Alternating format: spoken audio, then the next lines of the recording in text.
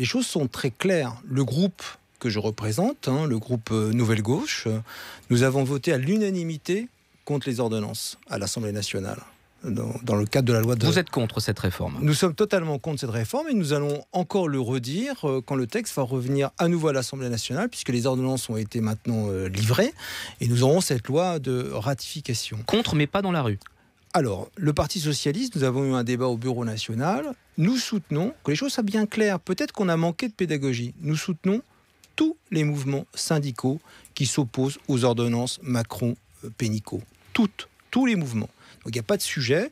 Moi aujourd'hui vous m'interrogez comme responsable politique, le Parti socialiste, tous les camarades qui souhaiteront rejoindre par exemple le mouvement des jeunes socialistes demain dans la rue seront dans la rue. Après j'ai conscience que j'ai un statut un peu particulier. Vous êtes parlementaire, mais je suis député c'est pas et moi facile à suivre parce que non, vous disiez ceci le 28 août, Luc Carvona sur BFM Télé. Nous, on n'est pas en concurrence vis-à-vis des syndicats. Le 12 septembre, nous participerons à la manifestation. Qu'est-ce qui s'est passé ? C'est exactement le point de vue que j'ai défendu au Bureau national lundi dernier. Ce qui s'est passé, c'est que nous soutenons les mouvements syndicaux. Donc j'ai l'impression qu'il y a eu un petit couac dans le déroulé de nos travaux après le Bureau national, dans la restitution de ce qui s'est décidé. Mais puisque vous m'en donnez l'opportunité, moi je vous confirme que le Parti socialiste soutient le mouvement de demain, 12 septembre. Mais vous n'y serez pas. Vous me parlez personnellement. Oui, mais vous êtes un des représentants socialistes quand même aujourd'hui, dans la direction collégiale du Parti socialiste. Oui, mais vous ne m'aurez pas à ce petit jeu-là. Je suis d'abord et avant tout un parlementaire français.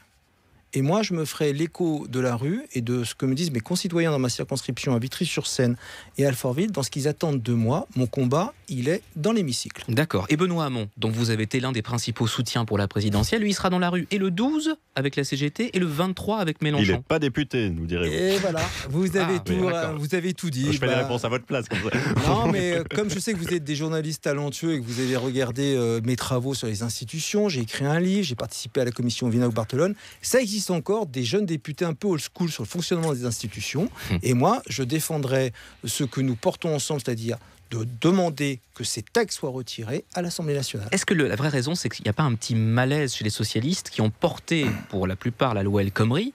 Aujourd'hui, les ordonnances, c'est un peu la continuité, non ?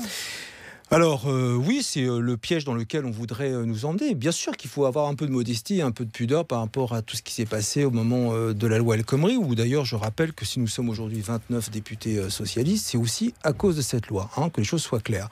Donc j'ai pas changé, moi je suis toujours un socialiste de la gauche de gouvernement, et d'ailleurs moi ce que je constate, c'est que ces ordonnances, où l'Assemblée nationale est mise à mal dans son rôle, reprennent quasiment ligne à ligne tout ce que nous, les socialistes, nous avons combattu dans le texte initial porté par Emmanuel Macron. Donc oui, nous sommes cohérents, oui, il faut être modeste, et moi, je vous me permettez de faire de la pédagogie, donc je l'ai faite ce soir.